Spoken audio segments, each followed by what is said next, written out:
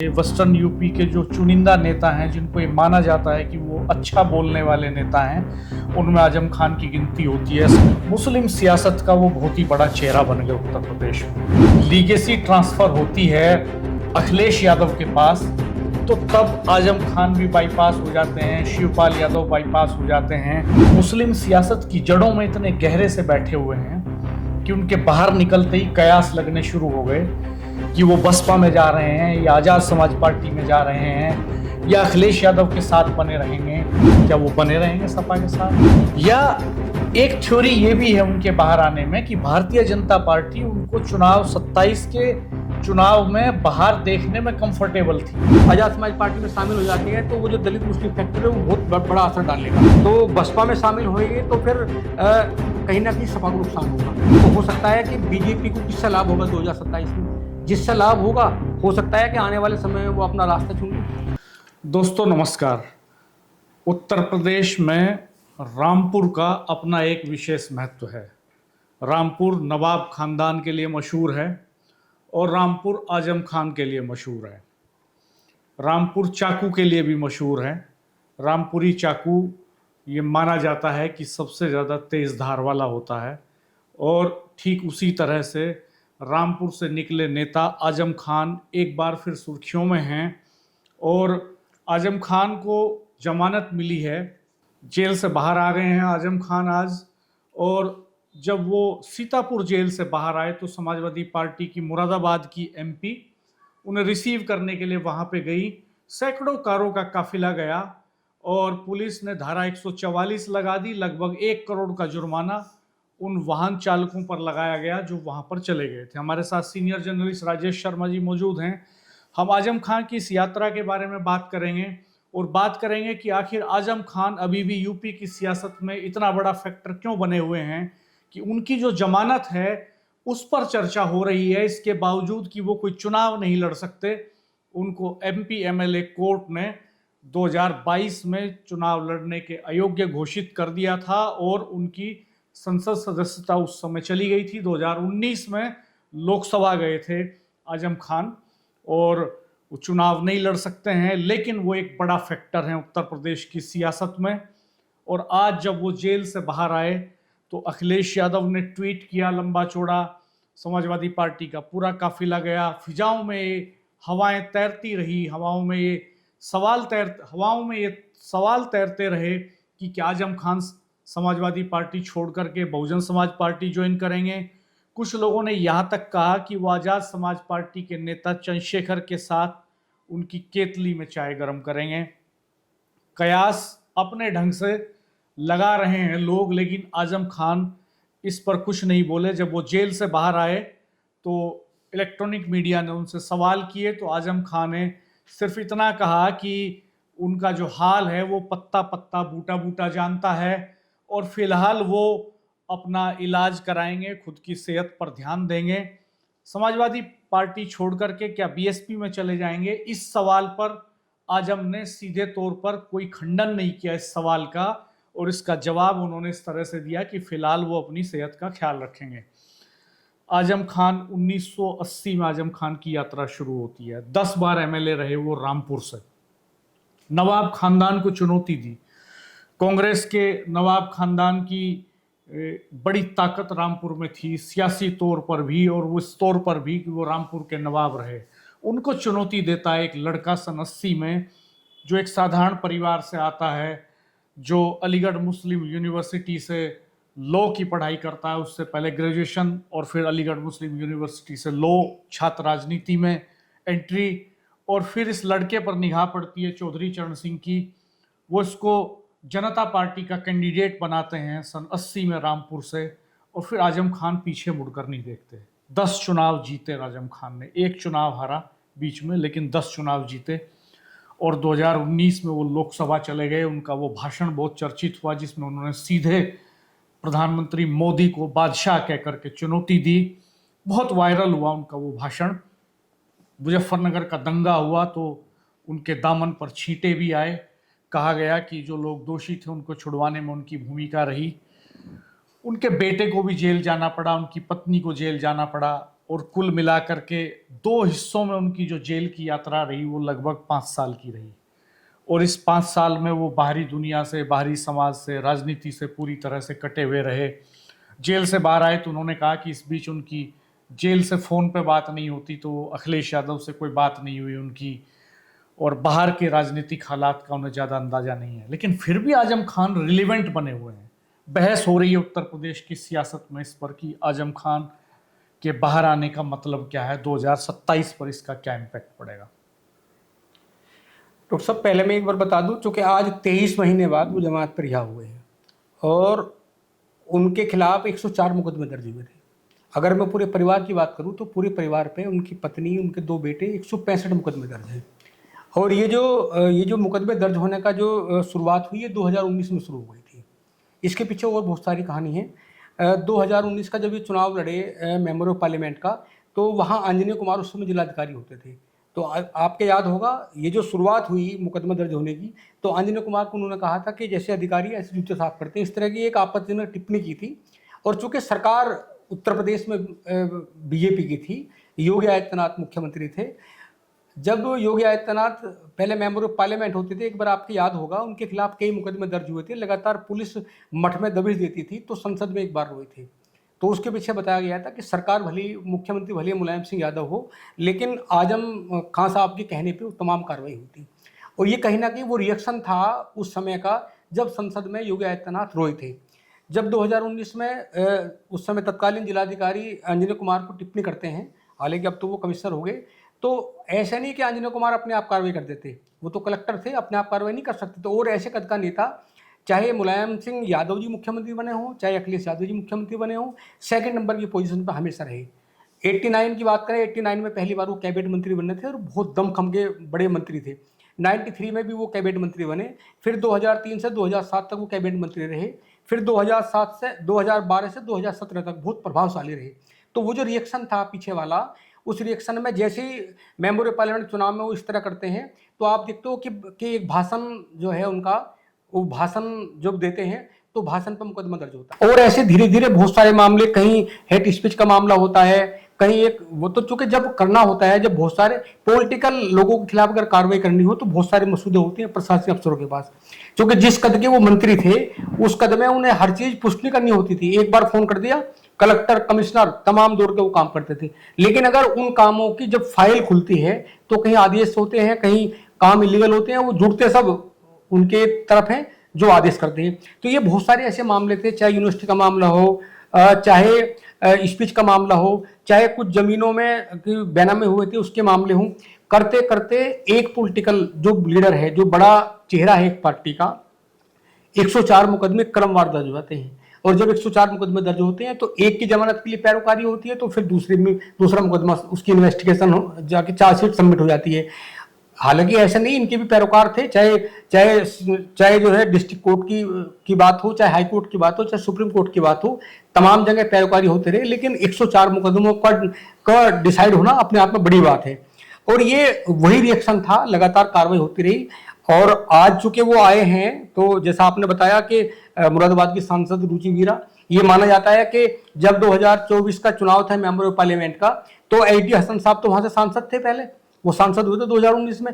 दावेदारी ये थी कि एटी हसन ही बसपा और कांग्रेस से चुनाव लड़ेंगे मुरादाबाद से, लेकिन एकाएक कुछ समय पहले टिकट बदल जाता है, एसटी हसन की जगह फिर मिल जाता है, रुचि वीरा को मिल जाता है। रुचि वीरा को जो है पार्टी के हिसाब से बहुत करीबी माना जाता है आजम खान साहब के, तो उनका टिकट हुआ एकाएक और फिर वो मेंबर ऑफ पार्लियामेंट बनी। आज भी वो गई। तो अब वो आए हैं, बहुत सारे कयास लग रहे हैं डॉक्टर साहब। अभी मैं देख रहा सोशल मीडिया पे कुछ लोग कह रहे थे कि आने के बाद वो बसपा में शामिल हो सकती हैं। मैंने देखा कि 4 दिन पहले बसपा के बहुत सारे लोग, ऐसा आया सोशल मीडिया पे कि उनसे मिलने के लिए सीतापुर जेल में गए, लेकिन ये पुष्ट कुछ नहीं है, ऐसा कोई प्रमाण नहीं है मिलने गए। आज आजम खान साहब जेल से बाहर आए। आजम खान की चुनावी यात्रा पे बात करते हैं पहले एक बार थोड़ा सा, फिर बात करेंगे कि वो किस तरफ जाने वाले हैं, उनका सियासत में महत्व क्या है, मायने क्या हैं उनके होने के। 80 में वो पहला चुनाव जीते जनता पार्टी सेक्युलर से और पहली बार एमएलए बने रामपुर से। इसके बाद 85 का चुनाव वो लोकदल से जीते दूसरी बार, चौधरी चरण सिंह की पार्टी थी लोकदल। और 89 का चुनाव जनता दल से वो जीते, तीसरी बार एमएलए बने। 91 में जनता पार्टी से जीते, लगातार जीतते रहे, वो चौथी बार जीते 91 में। 93 में समाजवादी पार्टी से जीते। 96 में वो सपा में शामिल हो गए थे उस समय और सपा से उनकी जीत हुई 93 में। 96 में फिर वो समाजवादी पार्टी से चुनाव लड़े, लेकिन कांग्रेस के अफरोज अली से चुनाव हार गए। 96 वाला चुनाव लूज कर दिया आजम खान ने। 2002 में फिर वो समाजवादी पार्टी से जीते। 2007 में फिर समाजवादी पार्टी से जीते। 2012 में फिर जीते। 2017 में फिर 2017 में फिर समाजवादी पार्टी से लड़े, फिर जीत गए। और इस बीच में 2019 में वो लोकसभा भी गए रामपुर से। ये पूरा पॉलिटिकल करियर रहा आजम खान का। 10 बार एमएलए होना एक ही सीट से, ये आसान बात नहीं है। कोई तो जमीन पे पकड़ रही होगी। और ये माना जाता है जब वो एएमयू में छात्र राजनीति कर रहे थे, उसी वक्त से वो एक तेज तर्रार स्पीकर के तौर पर पहचान बना रहे थे। वेस्टर्न यूपी के जो चुनिंदा नेता हैं, जिनको ये माना जाता है कि वो अच्छा बोलने वाले नेता हैं, उनमें आजम खान की गिनती होती है। सत्यपाल मलिक भी छात्र राजनीति से आए थे, उनको भी माना जाता था कि ये प्रखर वक्ता हैं। ठीक उसी तरह से आजम खान भी अपने जमाने के नेताओं में अपनी वक्तव्य कला के लिए माने जाते थे। वो माहिर थे मुद्दों को अपने हिसाब से घुमाने में, और उनकी एक बड़ी फैन फॉलोइंग, और एक वक्त में मुस्लिम सियासत का वो बहुत ही बड़ा चेहरा बन गया उत्तर प्रदेश में। लेकिन जब सत्ता परिवर्तन होता है समाजवादी पार्टी के भीतर, लीगेसी ट्रांसफर होती है अखिलेश यादव के पास, तो तब आजम खान भी बाईपास हो जाते हैं, शिवपाल यादव बाईपास हो जाते हैं, और नेताजी के नाम से मशहूर मुलायम सिंह यादव, जो उत्तर प्रदेश के मुख्यमंत्री रहे, देश के रक्षा मंत्री रहे, वो लीगेसी को बड़ी साइलेंटली, बड़ी तरकीब से अखिलेश यादव के सिर पर रख देते हैं ताज, और बड़ी तरकीब से, बड़ी साइलेंटली वो जो है चीजों को मैनेज करके अखिलेश यादव को पार्टी का सुप्रीमो बना देते हैं। बीच में यह भी कहा गया कि आजम खान नाराज हैं। आजम खान का हालचाल भी नहीं लिया बहुत इस बीच में अखिलेश यादव ने, और खुद आजम खान ने आज कहा कि फोन पर जेल से बात नहीं होती, तो उनकी इस बीच में 5 साल के समय, 5 साल जेल रहे आजम। 23 महीने का समय ये जेल का, और इसके पहले बेल पर थे कुछ दिनों के लिए, तो उसके पहले भी इतना ही पीरियड, लगभग कुल मिलाकर के 5 साल वो जेल में रहते हैं। तो 5 साल इस आज की तेजी से बदलती दुनिया में किसी भी आदमी को अगर बंद कोठरी में डाल दिया जाए, उसको समाज से काट दिया जाए, सियासत से काट दिया जाए, तो 5 साल का समय बहुत लंबा समय होता है। इसके बावजूद आजम मुस्लिम सियासत की जड़ों में इतने गहरे से बैठे हुए हैं कि उनके बाहर निकलते ही कयास लगने शुरू हो गए कि वो बसपा में जा रहे हैं, या आजाद समाज पार्टी में जा रहे हैं, या अखिलेश यादव के साथ बने रहेंगे। खुद चुनाव नहीं लड़ सकते हैं वो, बावजूद इसके वो एक फैक्टर बने हुए हैं। तो ये जो कयास लग रहे हैं, इसमें आपको क्या संभावनाएं लगती हैं कि वो किस तरफ जाने वाले हैं? क्या वो बने रहेंगे सपा के साथ? और अगर सपा के साथ बने रहेंगे और 2027 के चुनाव में एक बड़े नेता की, विपक्ष के मजबूत नेता की भूमिका निभाएंगे, तो क्या दोबारा जेल जाने की संभावनाएं बनेंगी उनकी? या एक थ्योरी ये भी है उनके बाहर आने में कि भारतीय जनता पार्टी उनको चुनाव 27 के चुनाव में बाहर देखने में कंफर्टेबल थी। भारतीय जनता पार्टी चाहती थी कि 2027 के चुनाव के पहले आजम खान बाहर रहें, और यह भी माना जा रहा है कि वो जिस तरह की चर्चाएं चली इस बीच में कि वो मायावती से करीबियां बढ़ रही हैं, उनका जेल में हलचल लेने के लिए लगातार जाते रहे चंद्रशेखर आजाद समाज पार्टी के नेता, उनकी करीबियां हैं, पारिवारिक टर्म्स हैं उनके साथ में, वो बहुत क्लोज हैं आजम खान साहब के। तो क्या आजम खान साहब आजाद समाज पार्टी में चले जाएंगे या बसपा के साथ चले जाएंगे? आपको क्या लगता है? डॉक्टर साहब, आजम खान साहब बड़े नेता हैं, और आपने देखा होगा जब वो जेल में भी थे 2024 के मेंबर ऑफ पार्लियामेंट के चुनाव में, उन्होंने नाम लिया, जिसका नाम लिया उसको टिकट हो गया, वो जीत भी गई। वो तो जेल से भी रहते थे, एक मैसेज दे दिया तो उसका लोग फॉलो करते थे। बड़े नेता हैं, उनका बड़ा वजूद है। और पॉलिटिकल जो राजनीतिक पंडित हैं वो अलग अलग एनालिसिस करते हैं। ये भी माना गया, बीच बीच में बहुत सारी खबरें आई कि वो अखिलेश यादव से बहुत नाराज हैं, वो जेल में मिलने नहीं गए। इसी बीच में हम देखते हैं कि चंद्रशेखर उनसे जेल में मिलने जाते हैं, पूरे अखबार भर जाते हैं। उस समय नए समीकरण सत्ते हैं, लगभग 1 साल पहले अलग अलग बात उठने लगती है कि भाई हो सकता है चंद्रशेखर आजाद के साथ चले जाएं आजाद समाज पार्टी में। और अब पिछले लगभग 10-15 दिन से ऐसी हवा चली है सोशल मीडिया पे लगातार, हालांकि हम उसे पुष्टि नहीं कर सकते, जैसे लोग बोलते हैं लिस्ट करते हैं कि आजम खान ने खंडन भी नहीं किया। आज जब बाहर लोगों ने उनसे पूछा और लल्लन टॉप का जिक्र किया, खास तौर पे अखिलेश यादव के सामने भी, अखिलेश यादव प्रेस कॉन्फ्रेंस कर रहे थे तो वहां किसी जर्नलिस्ट ने पूछा उनसे कि लल्लन टॉप चला रहा है कि वो बसपा में जा रहे हैं आजम खान साहब, तो अखिलेश यादव ने कहा कि उनके नाम से ही अंदाजा लगा लीजिए चैनल के कि उनके बातों में कितनी सच्चाई है। और आजम खान साहब से जब पूछा गया ये बात तो उन्होंने कहा कि फिलहाल तो मैं अपना इलाज कराऊंगा। तो सीधे तौर पर वो आक्रामक तेवरों के लिए जाने जाते हैं, अच्छे वक्ता हैं, खंडन नहीं किया उन्होंने, ये नहीं कहा कि नहीं इसकी कोई संभावना नहीं है, यह असंभव है, नामुमकिन है, हम नेताजी की पार्टी को छोड़ के कैसे जा सकते हैं, ये नहीं कहा उन्होंने घुमा दिया। उन्होंने कहा कि फिलहाल मैं अपना इलाज कराऊंगा, यानी संभावनाएं शेष हैं। डॉक्टर साहब, जो राजा की तरह रहा हो और शासन में जिसकी धार राजा की तरह हो और 5 साल वो जेल के अंधेरी कोठरी में काटना पड़े, राजनीति में बहुत सारे समझौते करने पड़ते हैं। 165 मुकदमे हैं पूरे परिवार पर, 104 मुकदमे खुद आजम का साहब पर लगे हुए हैं। और जब सत्ता विपरीत हो 165 मुकदमों से बाहर निकलना सामान्य बात नहीं होता। तो ये तो हम लोग कह रहे हैं वो लगातार जेल में थे, बहुत सारे समझौते हो सकते हैं। हो सकता है कि अभी अगर सरकार चाहती तो अभी जमानत ना हो पाती और कई मामले आ सकते थे। हो सकता है कि ऐसा कुछ ना कुछ सोच काटना रहा होगा। और राजनीति तो चूंकि साम दाम दंडभेद की है, आने वाले समय में कुछ भी हो सकता है। और अगर हम 2027 की बात करें तो आजाद समाज पार्टी भी वेस्ट यूपी की प्रभावशाली पार्टी है। तो ये अलग अलग लोग कहते हैं एनालिसिस के भाई अगर आजम खान साहब आजाद समाज पार्टी में शामिल हो जाते हैं तो वो जो दलित मुस्लिम फैक्टर है वो बहुत बड़ा असर डालेगा। और ये भी कहते हैं कि भाई बसपा में अगर शामिल होते हैं तो बसपा में शामिल होंगे तो फिर कहीं ना कहीं सपा को नुकसान होगा। और अगर सॉफ्ट कॉर्नर का मामला है, अगर कहीं समझौता हुआ होगा तो हो सकता है कि बीजेपी को किससे लाभ होगा 2027 में, जिससे लाभ होगा हो सकता है कि आने वाले समय में वो अपना रास्ता चुन ले।